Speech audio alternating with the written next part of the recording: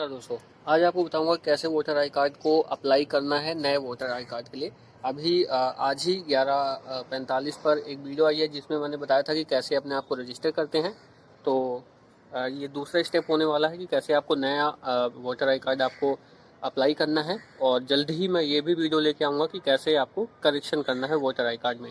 तो चलिए स्क्रीन पर चलते हैं। आप देखिए कैसे आपको नए वोटर आई कार्ड के लिए अप्लाई करना है, क्या डॉक्यूमेंट्स कहाँ पे अपलोड करने हैं और क्या डॉक्यूमेंट्स लगेंगे वो भी बाकायदा इसमें आपको बताया जाएगा। और इस वीडियो को पहली बार देख रहे थे तो लाइक कर देना, चैनल को कर लेना सब्सक्राइब। और चलिए चलकर स्क्रीन पर देखिए कैसे आपको वोटर आई कार्ड के लिए अप्लाई करना है ऑनलाइन। चलिए चलकर देख लीजिए। पोर्टल आ जाएगा, यहाँ से आपको लॉगिन कर लेना है। लॉगिन कर लीजिए। राइट हैंड साइड पे आप देख रहे होंगे। राइट हैंड साइड पे जब देख रहे होंगे तो आप सोचोगे कि मैं लॉगिन कैसे करूंगा। तो रजिस्टर कैसे करना है मैंने आपको बता दिया कि मेरे प्लेलिस्ट में आप वोटर आईडी और पहचान पत्र के नाम से प्लेलिस्ट है, वहां जाके आप रजिस्टर भी कर सकते हैं। नीचे देखिए ग्रीन ग्रीन आ रहा है, लिखा हुआ है, वहां से आप रजिस्टर कर लीजिए, उसके बाद लॉगिन कर लीजिए। तो मैं सीधे लॉगिन करके आपको दिखाता हूँ कि कैसे आपको अप्लाई करना है अपना पहचान पत्र यानी कि वोटर आईडी कार्ड ऑनलाइन। आप किसी भी स्टेट में हो प्रोसेस यही होगा, यही साइट होगी, सब कुछ यही होगा। तो यहाँ देखिए लेफ्ट हैंड साइड में जो आ रहा है with you would to like to do, यानी कि क्या चाहते हैं। तो सबसे ऊपर वाला सेक्शन जो है ग्रीन कलर में वो है अप्लाई करने के लिए नए। तो आप लिख दीजिए मैं इंडिया का सदस्य हूँ, इंडिया का ही सदस्य कह रहा हूँ, इंडिया में रहने वाला हूँ, यानी कि रेजिडेंट जो आपका है वो इंडिया है। और यहाँ पे अपना स्टेट सेलेक्ट कर लीजिए। यहाँ से आप कोई भी स्टेट सेलेक्ट कर सकते हैं। यहाँ पर आपको सबसे ऊपर सेलेक्ट करना होगा अपना एरिया, यानी कि जो भी आपका है एरिया वो मेरे टी से है तो टी में आ जाऊंगा। ए टू जेड के नाम, ए टू जेड पहले ए बी सी ऐसे करके आएंगे।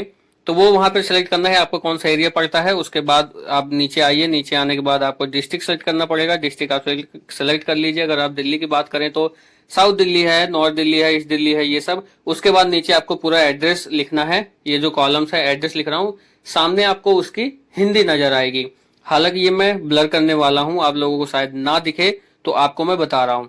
हाँ, अब बता देता हूँ कि जो डिस्ट्रिक्ट वाला है, देखिए अगर आप साउथ दिल्ली हैं तो साउथ दिल्ली लिख दीजिए। ईस्ट दिल्ली है तो ईस्ट लिख दीजिए। वेस्ट के हैं तो वेस्ट लिख दीजिए। और नॉर्थ है तो नॉर्थ। ऐसे ही साउथ, नॉर्थ, ईस्ट, वेस्ट लिख दीजिए। ये ऐसे ही सेम, चाहे आप यूपी में हो, चाहे आप एमपी में हो, महाराष्ट्र में हो, कहीं भी हो, इसी साइट से जाकर के आप अप्लाई कर सकते हैं। एड्रेस आपको थोड़ा थोड़ा शायद दिख रहा हो, नहीं दिख रहा हो तो मैं अभी एड्रेस टाइप कर रहा हूँ और आपको मैं उस पर ब्लर कर दूंगा क्योंकि वो पर्सनल है, मैं इस वजह से उसको ब्लर कर दूंगा। तो आपको पूरी प्रॉपर तरीके से लिखना है। एक साइड आपको हिंदी में आएगा, एक साइड इंग्लिश में आएगा। आप पिन कोड अपना लिख दीजिए। तो जैसा कि आप देख रहे हैं यहाँ पे एक नीचे एक और ऑप्शन है, उसमें आपको डेट ऑफ बर्थ नहीं लिखना है। आप गलती मत करना, मैंने कर दी थी। यहाँ पे आपको लिखना है कि आप कब से रह रहे हैं यहाँ पर, जहाँ पे अभी करंट का एड्रेस प्रूफ आप दे रहे हैं।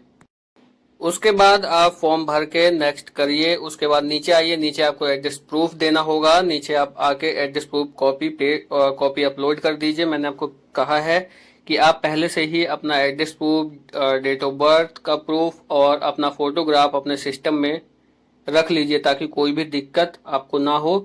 और टाइम रहता है, टाइम के पहले नहीं करते हैं तो वो जो ये सेक्शन है ये भी एक्सपायर हो जाता है। तो यहाँ पे आपको एड्रेस प्रूफ अपलोड करना है और आगे लिखना भी है आपको कि आप क्या प्रूफ दे रहे हैं। तो जैसा कि आपको मैंने कहा था, वो मैंने जब यहाँ अगली स्लाइड में आप आएंगे तो यहाँ डेट ऑफ बर्थ मांगता है। तो फिर मैं पीछे गया और वहां जाके मैंने वो डेट लिखी जब मैं इस जगह पे रहता हूँ, यानी कि जिस चीज का मैं प्रूफ दे रहा हूँ कि मैं इस एड्रेस पे रहता हूँ, उस चीज का प्रूफ दे रहा हूँ, वो वाली डेट यहाँ पे डालनी है कि आप कब से रह रहे हैं। डेट वही डाले जिसका आप प्रूफ, अगर मान लीजिए इन फ्यूचर फील्ड वेरिफिकेशन होता है या आप ऑफिस जाते हैं वोटर आईडी के आपका जो एरिया है वहां पर, तो आपको वहां प्रूफ देना होगा कि आप कब से रह रहे हैं। तो उस हिसाब से आप यहाँ पर डेट डालिएगा।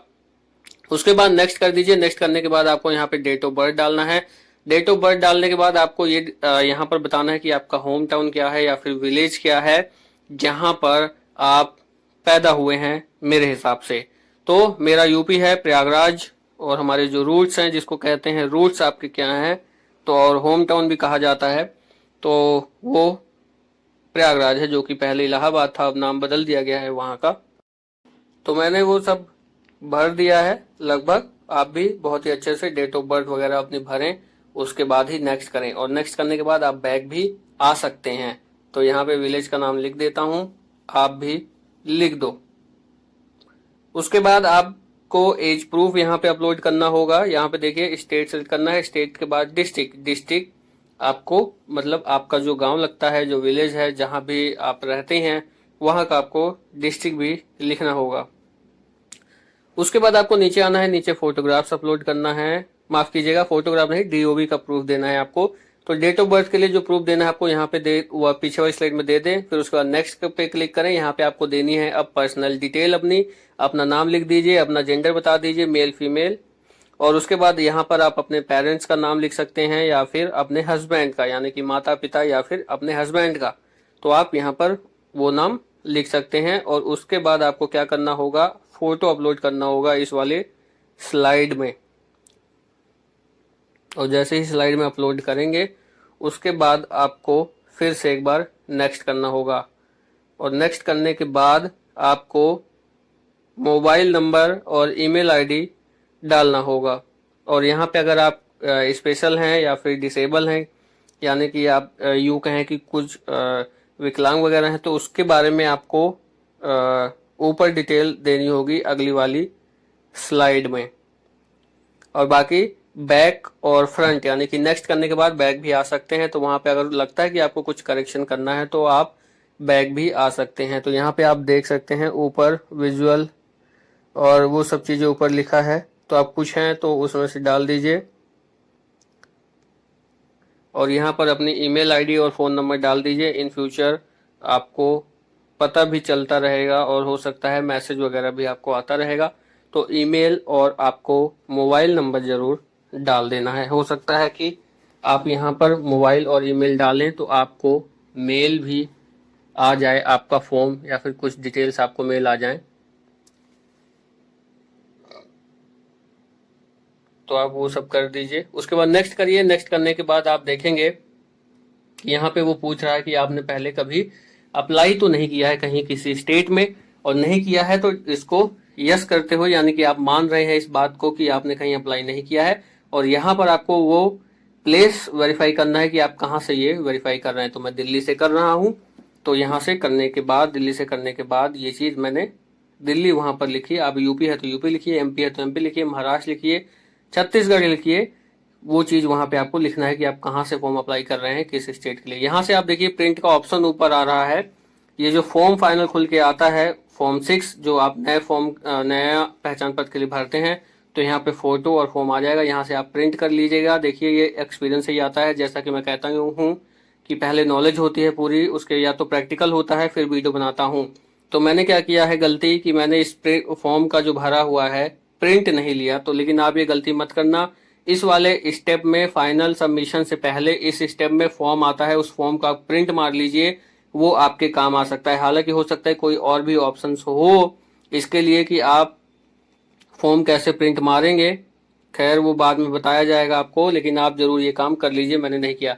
तो अगला स्टेप जैसे ही नेक्स्ट करेंगे आपका सबमिट हो जाएगा पहचान पत्र के लिए। ये देखिए एक आईडी भी जनरेट हो जाएगी। आईडी को कर लीजिए कॉपी और कहीं पे कर दीजिए पेस्ट, ताकि आपको याद हो, या फिर वहीं कर लीजिए जहां पे आपने लॉगिन आईडी और पासवर्ड लिखा है वहां पर कर लीजिए।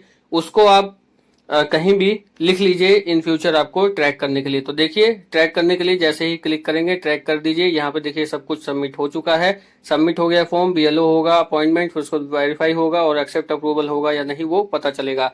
और आपको बता दूं मैंने 2-3 साल पहले बनाया था अपना पहचान पत्र, तो मुझे ऑफिस जाना पड़ा था, यहाँ पर कुछ अपडेट नहीं हो रहा था। तो हो सकता है कि ये चीज भी यहाँ पर भी हो, तो मैं वो भी आपको समझाऊंगा।